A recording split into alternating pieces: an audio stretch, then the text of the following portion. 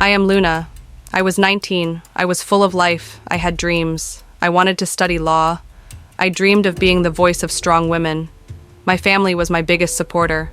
My mom and I would have long conversations, making plans for my future. Life was just beginning for me, but someone else had very different plans for me. Kai, someone I once loved, once trusted, my ex-boyfriend. But after we broke up, his obsession didn't end. Messages, calls, following me around. I told him countless times, "It's over." But for him, it never was. That day was May 7th, 2024. My phone rang. His name appeared on the screen. I felt uneasy inside, but I answered. His voice was strange, hesitant, pleading. "Let's talk one last time, please. You owe me that," he said. Did I really owe him anything? For the time we spent together? For the love I once gave him? Maybe he had really accepted it. Despite the gnawing unease inside me, I agreed to meet one last time. The old city walls. A place where we once walked, once laughed for hours. But this time, everything was different. The sky had darkened. Everything was silent. My heart was pounding. There was a fear inside me I couldn't name.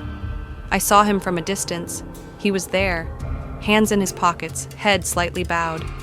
As I got closer, I could see that strange expression on his face more clearly. A storm was raging inside him, but I didn't understand that at the time. "I love you, Luna. I can't live without you.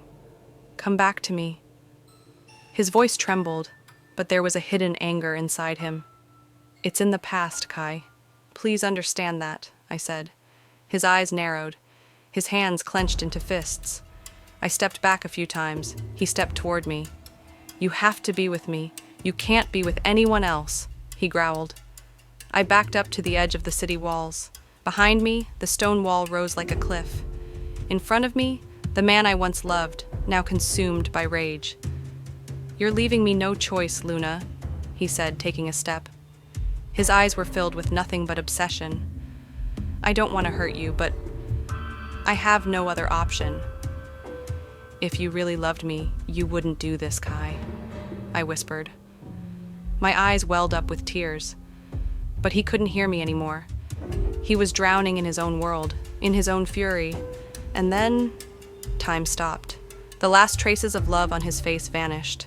What remained was a stranger. The words from his lips were no longer pleas, but full of rage.